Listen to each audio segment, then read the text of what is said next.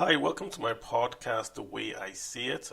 Here we talk about money, the market, and of course, personal finance. My name is Kalu Aja. And this episode, I want to talk about credit cards. Credit cards are what we call, or what I call, a necessary evil. You need them because you want to get a good credit score, right? But they're very dangerous because if you misuse them, they do put you into a lot of problems. So, so much text out there on how you should use your card. I just do like my top, should we say, about top 13 reasons why you should get a credit card and how you should use it. So let's just go down the list. Number one is get maybe one or two cards maximum. You don't need 5 or 6 cards to boost your credit score. One card is good, 2 cards are good. That's really enough. I would say, if you want to drill that down, let's go to our number 2 point. Get a card or get cards based on how you spend. So, like if you do your groceries, you can get a general card that you're going to use to pay in the store. Let that card have points on it, right? So, if I'm spending, I'm getting points back. If I like to travel, I want to get travel miles back. So if I'm going to have 2 cards, I could use one card for my grocery shopping to pay all my expenses and I get points back.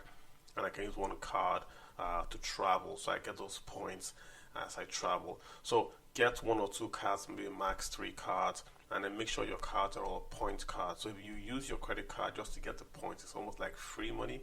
You're not putting a balance on the card, it's just to get those free points because you're always still going to shop, right? So that's how you want to use it. Third point is use your cards frequently. Don't get the card and keep it. Use the card, pay the card. Don't carry the balance, but use the card, pay the card, so you get the points, right? Also, you keep your credit quote unquote warm. Yeah, it is as long as you pay the card off in full every month, then you don't have any interest. You don't have any APR to worry about. The fourth point is if you want to carry a balance. Balance means that you don't pay the card off completely in the months you've used it. If you're going to carry a balance, try to keep that balance below 30%. That then gives you're like sort of skating below where you can make your credit score start to fall. So if you're going to carry over a balance, what I mean is if your card is $1,000 and you spend $1,000, try to pay at least $700, so you only have 13% that you're carrying over, right? So very, very important. If you can pay down your card, great. If you can, try to keep the balance at below 30%. Number 5, most important, never miss a payment. Never, ever, ever miss a payment on your credit card. The minimum on most cards to pay is 2.5% of the card balance. Set that up on auto pay so that even if you forget to pay your card or you have an or your card is charged and you're not aware of it, at least you pay the minimum that you can go back and contest or dispute or whatever. You want to pay your minimum and keep your score exactly correct. So never, ever, ever miss a payment. That kills you, right? Payments is about, that's paying your cards consistently is about 35% of your total credit score. So you want to keep that as high as possible, right? When you're traveling, this is 6th point. Try to use your credit card or not your debit card. I mean, it's wise. Well, most debit cards, maybe issued by your bank, right? If you have a dispute or fraud on a card, they tend to shut those cards down. So imagine if you left your home and you're on holiday in maybe somewhere exotic and your cards get shut down. You can't use that debit card anymore. But with credit cards, they can focus on just that transaction in dispute, but your card still stays open. So just a hack. I mean, go with your credit card. I think it's quote unquote easier for you to file disputes than using a debit card. That's what I would say on that point on 6, right?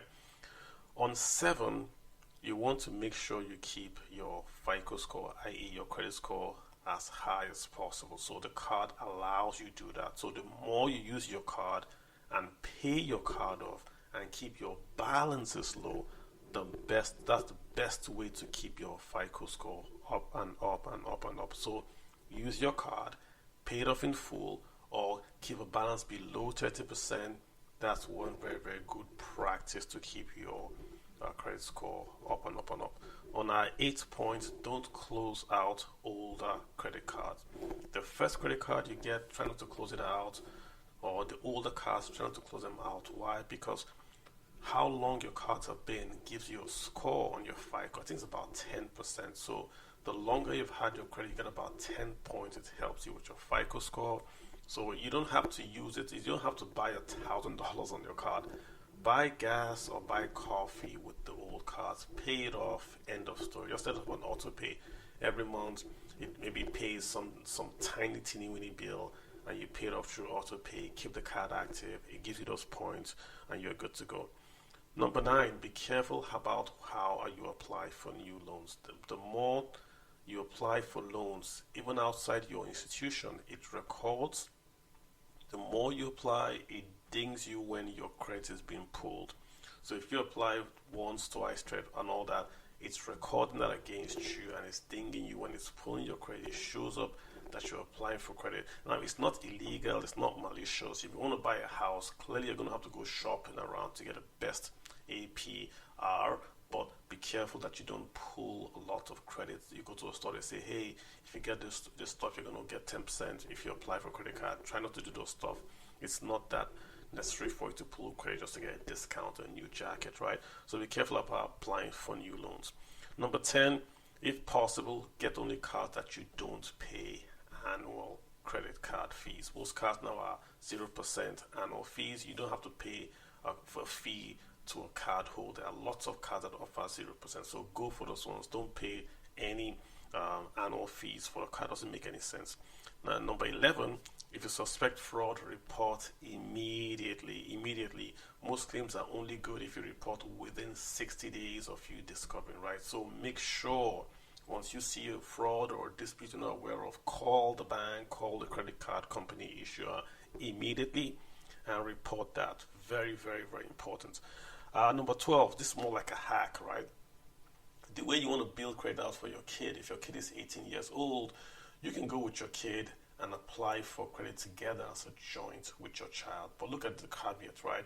I wouldn't give my kid a credit card. I would apply for the credit card, get the credit card, keep it. When I spend on that credit card, my kid gets the credit score. He gets the benefit of that credit card as well, right? I can use the credit card and pay for his expenses, but I might not give him the card to use, right? I mean, it's your call ultimately. There's not a law that says you can't give him your card. But imagine your kid goes to school at 18 and he spends 4 years in school or 5 in school, and you're spending on that card and paying back on time. When he graduates, he's got a better credit score than his colleagues. So that's a hack for you for 12. You might want to get that credit card and put your kid, once he's 18, on that card and just build his credit piggybacking off you. Then the last one is my number 13. So credit reports in America at least are free. The law says you get one from the credit company once a year. And I think America has got 4, which means technically you can get 4 free reports. It's not your FICO score, but the credit report that shows your inquiries, why you might have a good or bad credit score. Is very detailed. It's good practice to at least pull at least once in 6 months, and just take a look at it. What has happened? Do I agree with all this? Whatever you don't agree with, call the bank or the credit card company and do a dispute immediately. This is a good hack for you to get it and to review it and know exactly what's happening with your money. That's it, guys. 13 points on how you want to use your credit score. Not just to get a good FICO score, but also to build a practice of savings and spending responsibly. I hope it helps you, and I hope you will tune back next time we do have a podcast. And my podcast is The Way I See It. Do share and subscribe, and I appreciate you guys listening. Thank you so much, and bye.